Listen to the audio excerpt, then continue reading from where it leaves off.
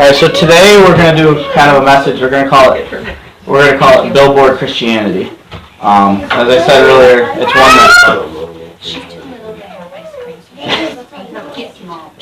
one that was supposed to be kind of my opening message, and then we kind of steer away from it a little while. So I've kind of got like a visioning, like month and a half set of messages to open up. So good news is I think this one's going to be fairly short, but I want to open it up to conversation at the end. And then it's going to lead into a 4-week series called I Choose. And we're going to kind of look at some different choices that we need to make along the way. So it's kind of funny too, because I'm most excited about this message, and I'll be very honest with you guys. It was a message I had the least time to prep for, just because of illnesses and whatnot. But then it means I can kind of stray away from this paper a little bit more and really just speak from the heart. So we're just going to wing it and see where it goes. But Billboard Christianity, I got this idea because I started thinking, we used to drive to Florida every year, and every single year, it didn't matter what time it was, we'd start seeing signs that would say, south of the border, X amount of miles, south of the border, X amount of miles, and we would just keep trying, and like, it'd be midnight, 1 o'clock, 2 o'clock, whatever, it would be so excited to cross south of the border because everything lit up, and it was like, just got me thinking, like, man, they really hyped these signs. They got you, where they need to go. Forgot about that. Yeah, and so we would do it, and I would be honest with you, I've still never actually stopped at south of the border, but it was the highlight of our trip, was like crossing the south of the border on our drives to Florida. Oh my gosh, you kids are deprived. We never stopped there. We never stopped there. We always drove through, because there was always You didn't miss anything. It was always 1, 2 o'clock in the morning.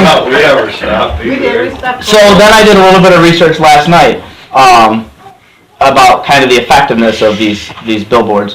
In 2009, the average American spent nearly 20 hours a week in a car, either driving or as passenger. Some Americans, especially with longer commutes, spend greater percentage of their time waking hours in a car than they do watching television, reading magazines, or listening to the radio or anything like that. Anyways, billboard advertising is effective. 71% of Americans often look at messages on roadside billboards, and a majority of Americans, at one time or another, learning about an event or interested restaurant or something of that line from that billboard. Additionally, 56% of Americans reported later talking about a funny billboard they saw while on the road. So, billboards are effective at one point. Now we're coming up on the Super Bowl. The average commercial is a little over $5 million for a 30-second spot. $5 million, 30 seconds. It's a lot of money to spend on a commercial. And then I'm going to kind of tie all this together with this third little thing. Anybody out there watch Shark Tank? Yep. Yeah, we used to watch Shark Tank all the time. And my favorite part is when they kind of show the success stories and the failure stories about the failed negotiations. Well, there was this one company. It was called, I had to look it up to see what it's called, but it was called Mixed Bikini. And apparently they designed this website where you could come up with, like, you could mismatch your bikini, get any color you wanted to, and everything would work out. And they signed a deal and had this great party, but then guess what happened? The website crashed. It was a failed product. So what am I getting at here? How does any of this pertain to anything? Because just like with a billboard, you can draw people in with your sign, but if you go there and it's terrible, you're going to be so disappointed. Like we're hearing with south of the border. They did do a great job with the sign, but then you kind of show up and you're like, oh, that's it? So that's our vision as this church, is how are we going to get to the point where, it's not just the flashy lights of, the mega churches and stuff that draw people in, because that's what we don't want to happen. People to walk in and say, oh, this place looks great, and then they leave and they're like, that person goes to church and that was the message. That pastor that told me to love someone is swearing all the time and doing X, Y, and Z. So that's kind of like where we're at, because I also was reading a book right now, and the average age of a member of a congregation is up to 52 years old. So it's kind of alarming to me, because 52 is the average. That's not hitting 20s or 30s or anything like that. And so, as generations go, Christianity is kind of slimming out. So what are we going to do to fix that? This idea of Billboard Christianity kind of takes that from there. First of all, one of the things is, sure, I need to make sure that I'm preaching well, so that way the message is kind of relevant and gets effective. But here's the thing, it's not just up to me to do that either. It's up to every single one of us. And we're going to jump all over the place with scripture to get to that point. The first one is going to be 1 Corinthians 12:12. So just as the body, though one has many parts, but all of its many parts form one body, so it's with Christ. So what's that mean to us? I think it's fairly simple what that means to us, is that we all have our different gifts, and we need to use said gifts to help others. So I don't mind speaking in front of people. I'll go ahead and do that. Sherry doesn't mind opening her house up. She'll go ahead and do that. My mom, she has no problem with inviting Joe Schmo off the street. So I just kind of want to challenge, what's everyone else's gifts? What's that one body part that we can use to make more people feel comfortable? Because, as people come through these doors, some of them might not necessarily relate to Chris and I, but they may relate to Melanie or Val. So it's kind of a deal where, we need to make people feel loved, and doing so can be uncomfortable at times, but we're all better at certain aspects than other people are. We need to shift our focus also from internally, what's going on right here, to we need to have an external focus where we focus on what's going on right here, but how can we take that and reach it out to others. I think that's a huge point of it. I've been focused, admittedly, on numbers. I want to break that 20 barrier. Well, we're not going to break that 20 barrier each week if I'm sitting here saying I just want to get 20, just want to get 20, I just want to get 20. We need to go out and reach people. We need to externally be focused on, helping people out and just saying, hey, check this out, hey, check that out. But again, we're not just going to get there by sitting here doing nothing. This next one, I'm just going to go for it. We need to love each other, even in divisive issues. We need to show love and not hate. So, Hebrews 10:24 through 25. Let us consider how we may spur one another towards love and good deeds. Oops.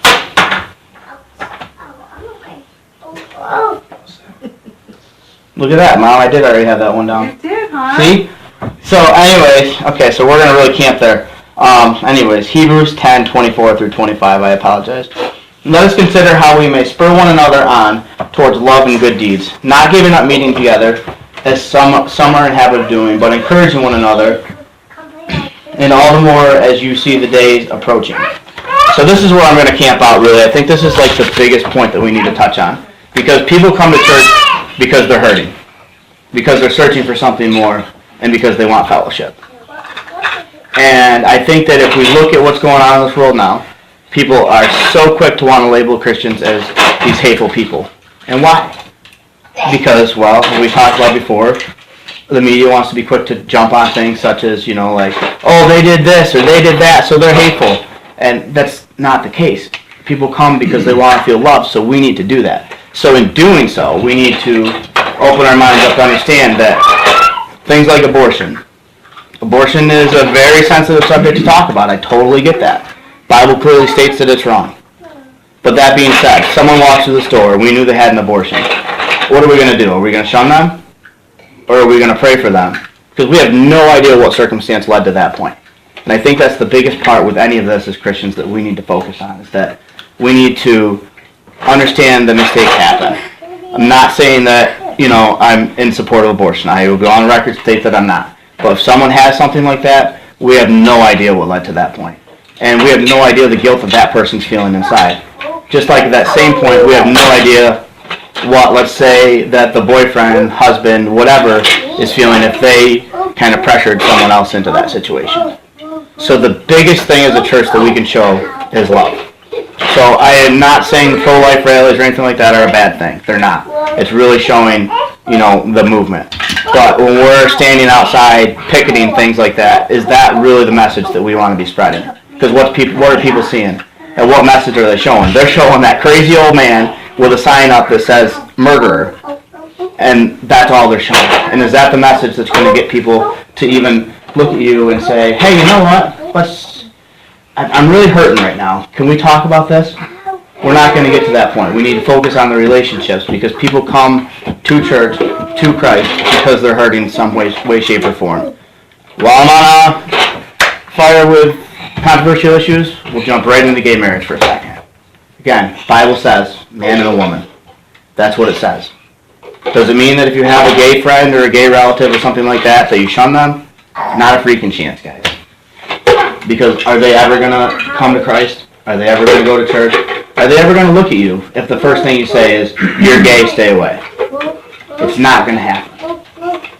So, it's that old expression is that, you know, you can... Oh crap, no, I can't say the expression, but... That's what I'm going for. And that's exactly that. You can certainly love someone who you don't agree with. You can certainly love them. And you can certainly accept them for necessarily something who they are. But it doesn't mean you have to agree with what they're doing. And that's like the biggest part that we need to get at. If not just our church, this is like kind of a message that, you know, I think everyone needs to touch on. Is that there's issues that are right and there's issues that are wrong. But it doesn't mean that if someone's on the wrong side of it that you have to hate that person. It's not where we go to. Because everyone's hurting one way or another. And we need to work on kind of mending that bridge along the way. And being that support. So you know what? They may never change their ways. But darn it all, if they are willing to say one day or another, hey, I need your help right now. Or, hey, can you come over? I'm really in a dark place right now. Are you going to say, nah, because I don't agree with you? Or are you going to say, absolutely? And I think that needs to be really where our focus is at this point, because you know what, the reality is that Christ hung out with the sinners. He hung out with the tax collectors. I mean, could you imagine the impact of Christ's ministry if he just said, anybody that's perfect, you're with me? Because guess what? You know how many people would it be? Just him. Zero. Exactly, Jesus, and that would be it. I don't have the Bible verse with me, and I should have, but reminded that story of the woman who was getting ready to be stoned by her accusers. And Christ wrote something in the sand. To this day, no one necessarily knows what he wrote. And I was listening to a sermon by Matt Chandler, and he said, you know what? Maybe we'll find out the day we get to heaven. We can sit down and be like, listen, JC, what did you write right there? It's assumed that he kind of started writing people's sins, and then they walked away from it. And then, what did Jesus say? He said, where are your accusers now? So none of us are perfect in any way, shape, or form. So as a church, we're not in a position to judge someone for what they've done in the past. We're in a position to reshape our behaviors, right our wrongs, and love other people. That's what we need to do. Because when I was in seminary, I read multiple books about you're not going to change a single life by necessarily, just saying, hey, how are you? You're going to change a life by slowly changing a heart. Because when you change someone's heart, then they feel committed to something. When they're committed, that's when changes are going to be made. And so I guess that's just my question today. Are we going to change lives by, being divisive and being hateful? Or are we going to change lives by praying for people, working on building relationships? And there's many reasons we don't want to build relationships. We're too busy. We don't have enough time. We got this going on. I don't agree with that. My house is dirty, so we don't want to invite people over. We can come up with a million excuses, but the reality is if we don't form relationships with people, they're going to walk in, and it's going to be like the South of the border. You're going to go to it, and you're going to be like, that was it. Seeing what your message was. Couldn't tell. So we want to make sure that we shy away from that. We don't want to be you walk to church. And it's not just Peaceful Point. If this ministry dies tomorrow, take it with you where you go. Don't be like, that's it. Paul, you talk so much about this, I want to go check it out. And then they come and, they find out that it's like nothing, or they find out that, in your free time you want nothing to do with helping everybody. They look at you and say, that's it? That's what this Christianity thing's all about?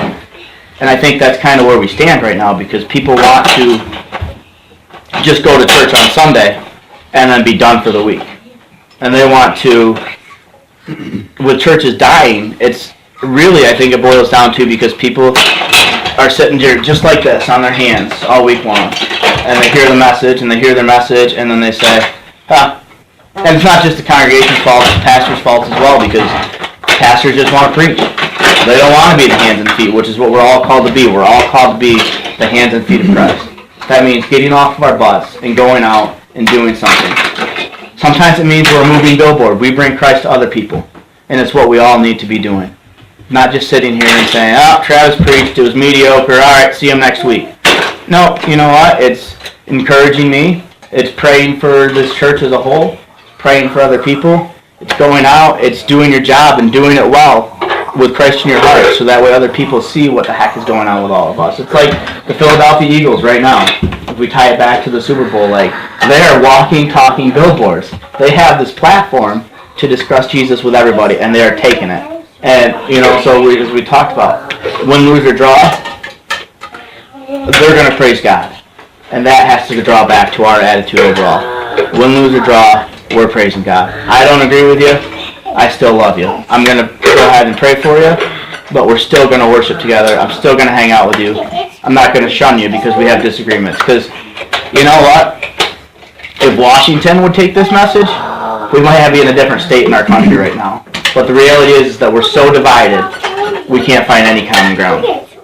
So, whether you stand left, right, gay, straight, whatever, if we can come to this common ground of Jesus, then we're going to be able to reach so many more people. Amen. And that's where I want to go for this next kind of month. So I'm going to stop here and just kind of open it up for